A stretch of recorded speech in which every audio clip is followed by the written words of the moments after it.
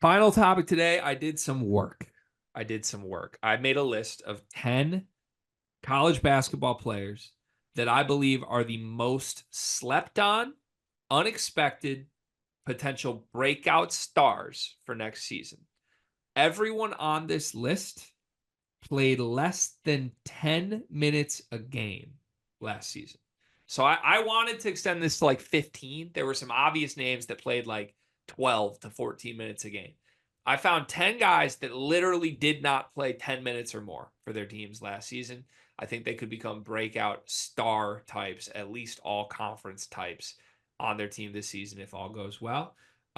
First off, I'd like to extend the opportunity to you to guess if you can guess any of the names on this list. And then I want to go through my 10 and you tell me if you're buying or selling a breakout season from them. So I tried to do this exercise myself, right? And it's honestly a little bit harder than you think because like even some guys who expect to break out, like I was looking at like the Montes Crevises of the world. He Well, played he played 12 minutes a game. that's why I wanted to change my cutoff to get Grievous in. I can't do it. Yeah, like Got no that. Okay, standard. so I mean, I'm very interested to see like what your list. I was going through a lot of people who could possibly break out, but it's really hard to find that dude who's under 10 minutes a game.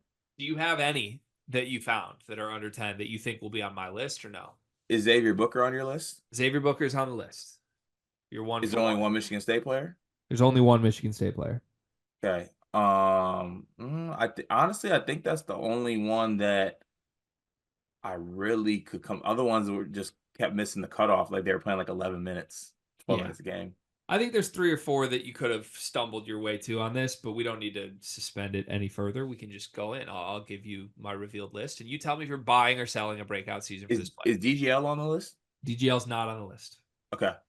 DGL is not on the list. All right. Although if you don't predict DGL to score 10 points a game, you're crazy. So Is any Ohio State front court players on the list? yeah, Bradshaw? no, Stewart. Stewart. Ooh. Stewart's on the list. Okay. Did Devin Royal play more than 10 minutes? I didn't check. Okay. All right. You can get to your list He was though. not considered. Okay. Should We'll be. start with the 2 you said. Xavier Booker, Michigan State front court member. I think he played 9 minutes a game last season. It sounds like they want to play him at the 4, but Malik Hall is gone, so there are now 40 minutes available at the 4. Super talented offensive player. The questions are defense and motor, but he was hitting threes over Zach Edey when given an opportunity last year. I don't question the ability whatsoever. Do you buy or sell a breakout for Xavier Booker?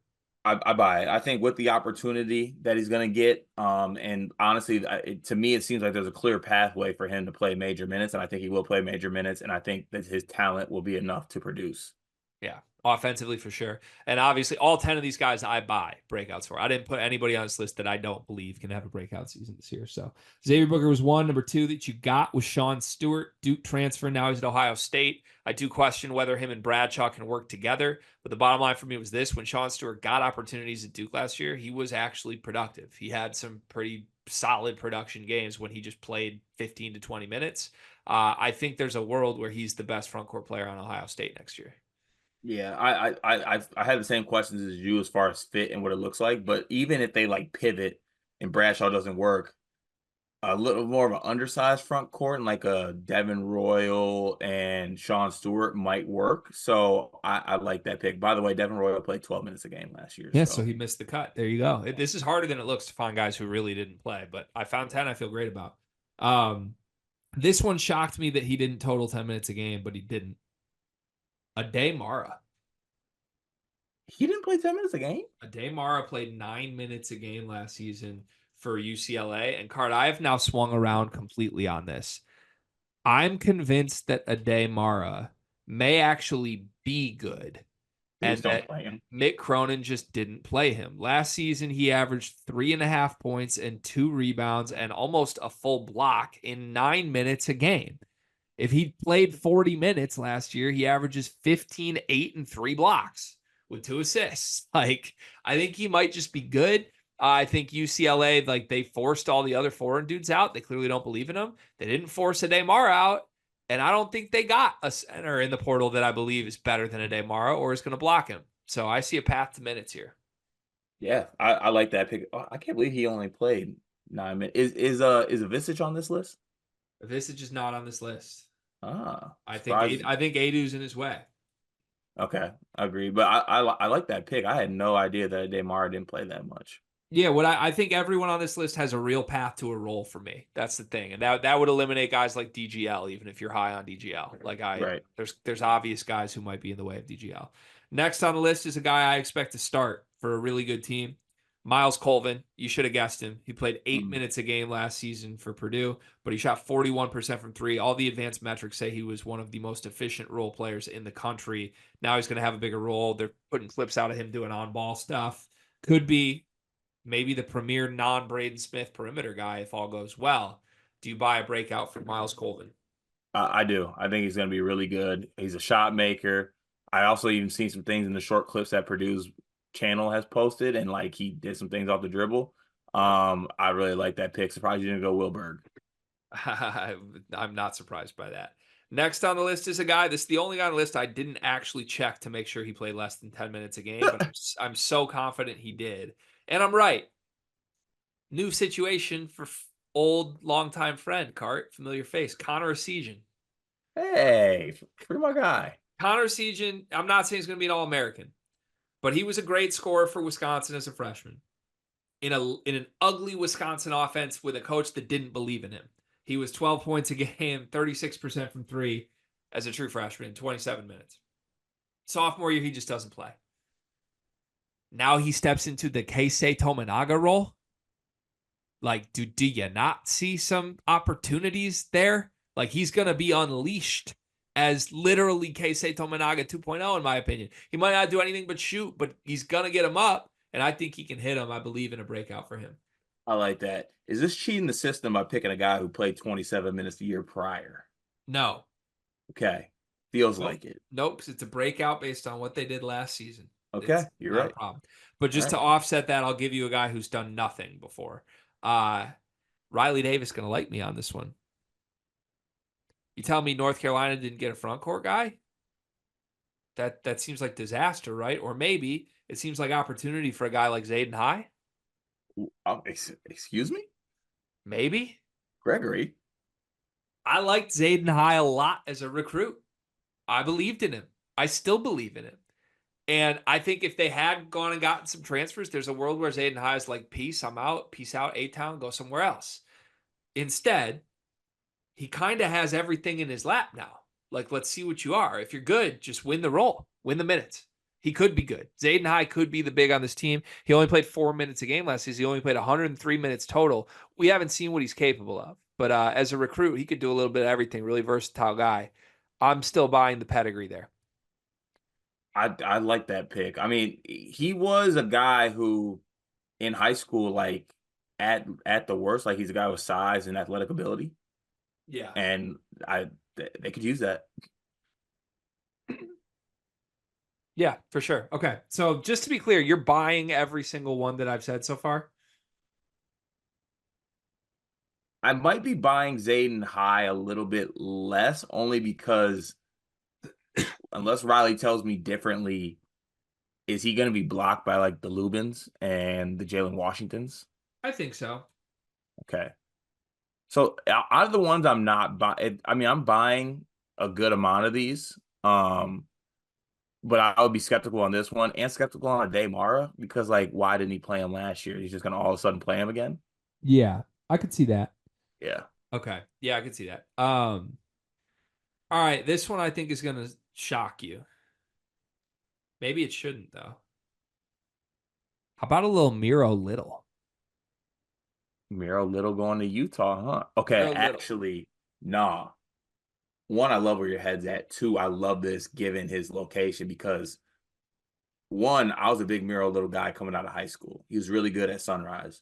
Yep. With the Baylor. I was honestly surprised he didn't play a little bit more, to be honest with you, but there were some other guards on that team.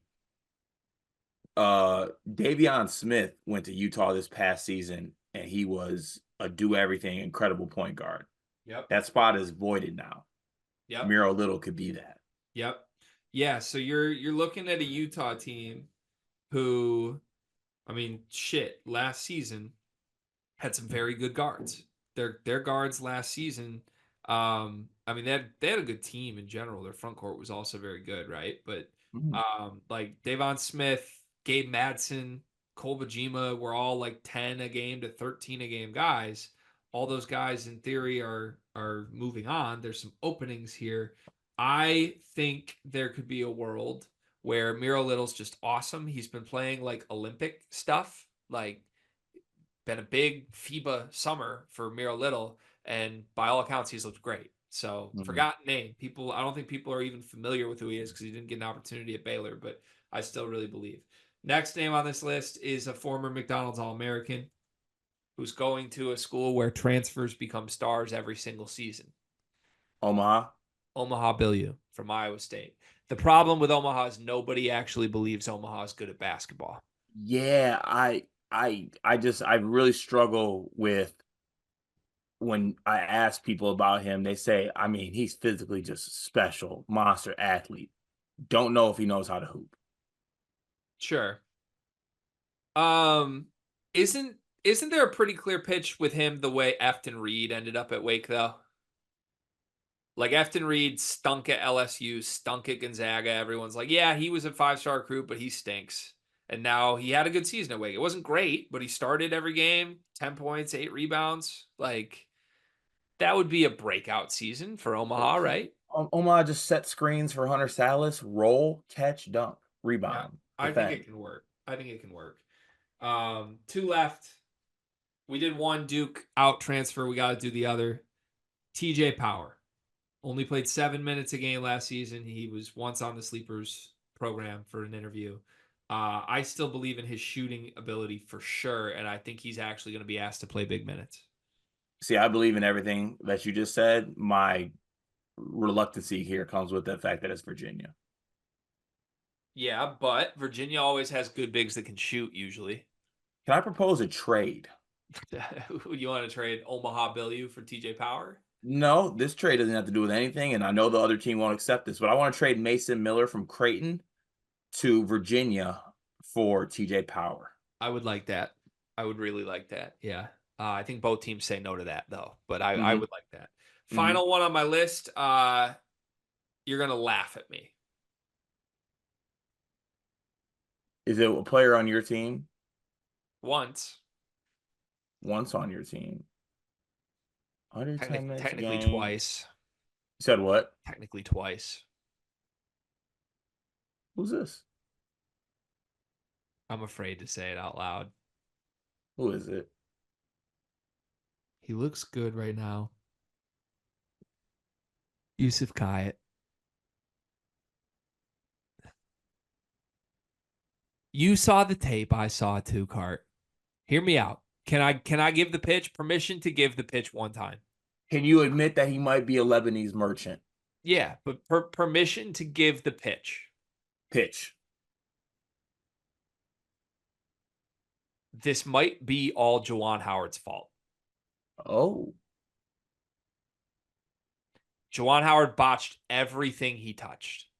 But oh, Everything. but no. Okay, I'm not letting you get away with that pitch because you told me, despite Jawan's success, that he's a guy who gets guys to the league. He's a player development guy, technically. But we watched Juwan play the wrong guys, in my opinion, at times. Like we certainly did not watch.